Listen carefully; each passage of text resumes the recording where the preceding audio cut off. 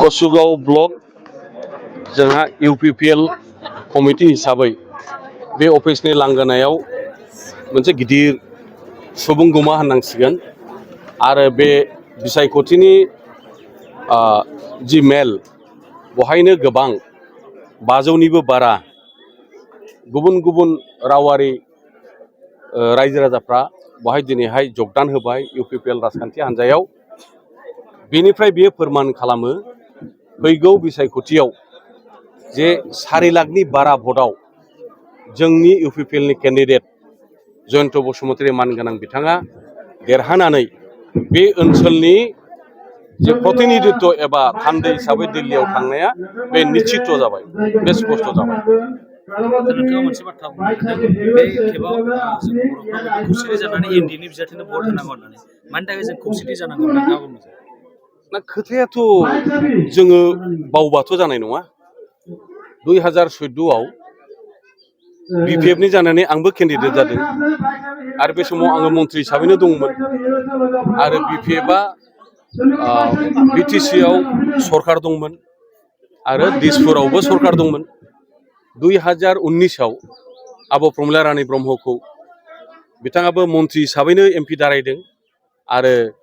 बे समावबो क'क्राझार आरो दिसपुराव बिपिएफनि सरकारा दंमोन ओरै बेराफारसेथिं मानाव गेदेर इउजि ब्रह्म दिनैनि जोंनि मन्थ्रि बिथाङा पिसिडिआर हिसाबै दारायदों आरो 2019 आवबो इउपिपिएल हिसाबै दारायदों जोंथ' बयबो जेनजोबदों बे बास्तब सैथो दा गतिके दिनैनि परिस्थितिया मोनसे सोलायनाय फैदों आरो बे सोलायनाया बोरै बोरै फैदों रायजो राजाफ्रा जों फ्राय बयबो मिथिबाय आं बेखौ गोलाव बुंला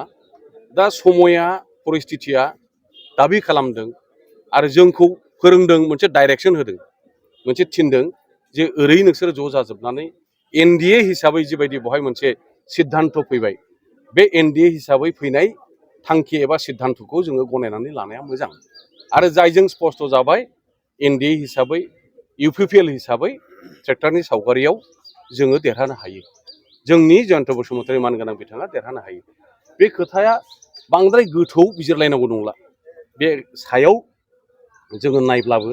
एसे सायाव जोङो नायब्लानो जों बे जिनिसखौ जों नुनो हायो बेखायनो गले गले बुंबाय थानाय जादों बे समखौ जोङो मोनसे सनानि सुजुग हिसाबै जों लानाया मोजां बेखौ जों मिस खालामनो नाङा आरो बे हिसाबै राजनिति दल हिसाबै जों गावजों गाव एना एनि जायालाबानो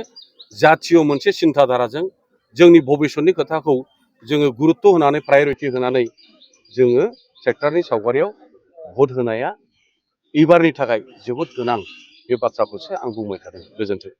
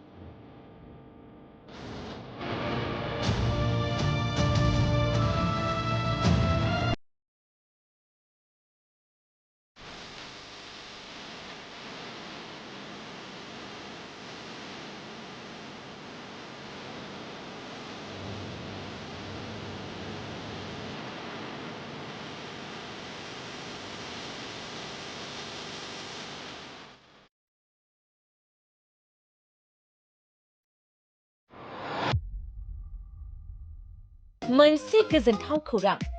नोंथाङा नोंथांनि न'खौ समायना रमायना जोंख्लाब माख्लाब खालामनो गोसो दं नामा?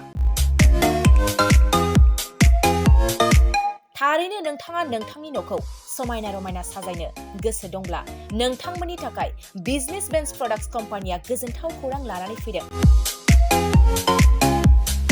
गोदान बोसोर रंजालि बैसागु फोरबोजों लोब्बा लाखिनानै बेन्स प्रडाक्ट्स कम्पानिया नोंथांमोननि थाखाय अफार होनाय जादों। चिरां जिल्ला बेंटल गेट 27 राजा लामानि एबा सिबिथाय लामानि साखाथियाव नोंथांनि न'खौ समायना रमायना खालामनो गोसो जानाय रायजो राजाफोरनि थाखाय बिजनेस बेन्स प्रडाक्ट्सआ लानानै फैदों गोजोनथाव खौरां।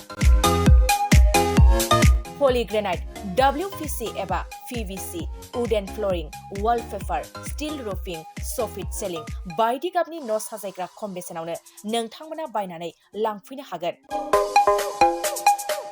बेनि अनगायैबो नोंथाङा गोबां बाथ्रा मिथिनो थाखाय नैबे 8474015053 जानबुं नम्बरनि गेजेरजों नोंथाङा फन खालामनानै मिथिनो हागोन।